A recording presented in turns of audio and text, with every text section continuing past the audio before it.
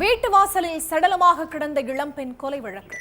திருமணமான 5 மாதத்தில் வரதட்சணை கேட்டு சித்திரவதை செய்த போலீஸ் அதிகாரி. இளம்பெண்ணை துடிக்க துடிக்க கொன்று மாமனாரின் வீட்டு வாசலில் வீசி சென்ற கொடூரம். சிசிடிவி காட்சியை வைத்து துப்பு துலக்கிய காவல்துறையினர். ஈவு இரக்கமற்ற கொடூரன் சிக்கினானா? நடந்தது என்ன?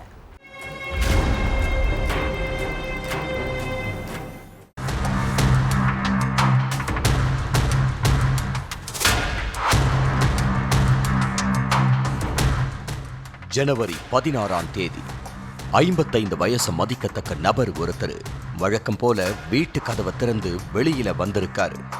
அப்படி வெளியில வந்ததும் அந்த நபர் திடீர்னு கத்தி கூப்பாடு போட்டிருக்காரு.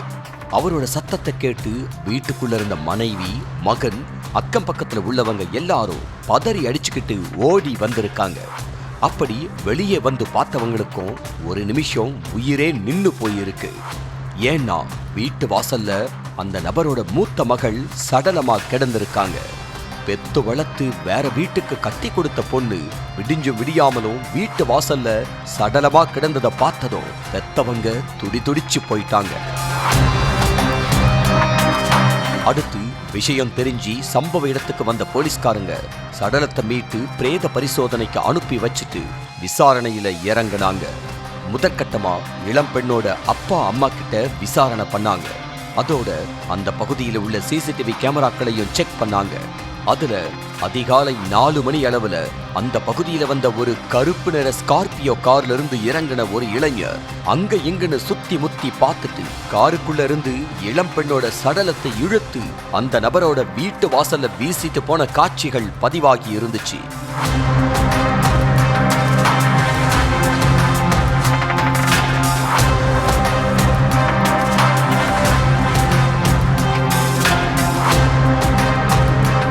அதுக்கப்புறம் அந்த சிசிடிவி காட்சிய இளம் பெண்ணோட பெற்றோர்கிட்ட காட்டி அதில் இருக்கிற இளைஞர் யாருன்னு விசாரிச்சப்பதான் ஏகப்பட்ட அதிர்ச்சி விஷயங்கள் வெளிச்சத்துக்கு வந்திருக்கு.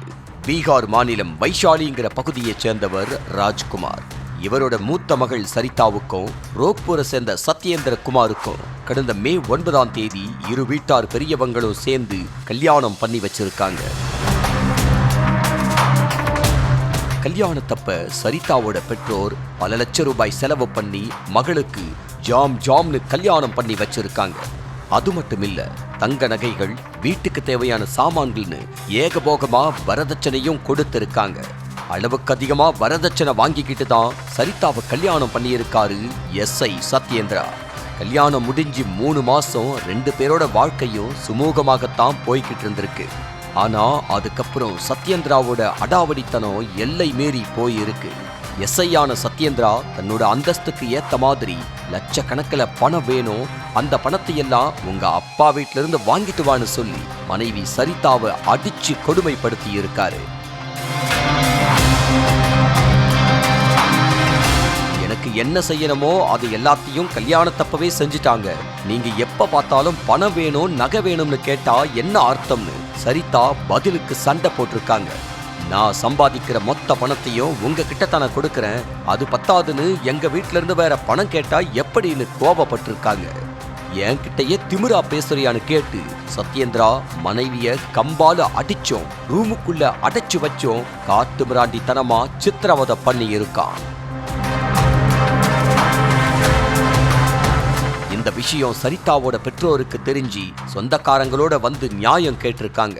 அப்போ சத்யேந்திராவோட உறவினர்கள் சில பேரு இனிமே இப்படி நடக்காம பாத்துக்கிறோம்னு சொல்லி இருக்காங்க. அதை நம்பி மகளை கணவர் வீட்டுல விட்டுட்டு போயிருக்காங்க சரிதாவோட பெற்றோர். ஆனா அதுக்கப்புறமும் சத்யேந்திராவோட அட்டூழியம் குறையல. பணம், நகை கேட்டு மனைவிய சித்திரவதை பண்ணி இருக்கான். என்ன ஆனாலும் எங்க வீட்டுல இருந்து 1 ரூபாய் பணம் கூட வராதுன்னு சரிதா கோபமா சொன்னதும் சத்யேந்திரா தன்னோட நண்பர்களோட சேர்ந்து அவங்கள இரும்பு கம்பியால தாக்கி இருக்காரு. இந்த சம்பவம் நடுராத்திரி 2 மணிக்கு நடந்திருக்கு. சரிதாவோட கழுத்துல இரும்பு கம்பிய வச்சு குத்துனதுனால அவங்க சம்பவ இடத்திலேயே உயிரிழந்துட்டாங்க. அதுக்கப்புறம் மனைவி சரிதா சடலத்தை தன்னோட ஸ்கார்பியோ காருக்குள்ள வச்சு அவங்க பெற்றோர் வீட்டு வாசல்ல தூக்கி வீசிட்டு அங்கிருந்து எஸ்கேப் ஆகியிருக்கான் கொடூரன் சத்யேந்திரா. சரிதாவோட அம்மா அப்பா கொடுத்த புகாரையும் சிசிடிவி காட்சியும் வச்சு வழக்கு பதிவு பண்ண போலீஸ் சரிதா கொலை கேஸ்ல உடந்தையா இருந்த 2 பேரை அரெஸ்ட் பண்ணிட்டாங்க. அதே நேரம் போலீஸ் கண்ணுல சிக்காம ஆட்டம் காட்டிக்கிட்டு இருக்கிற சத்யேந்திராவை பிடிக்க ஸ்பெஷல் டீம் அமைச்சு காவலர்கள் தீவிரமா தேடிக்கிட்டு இருக்காங்க.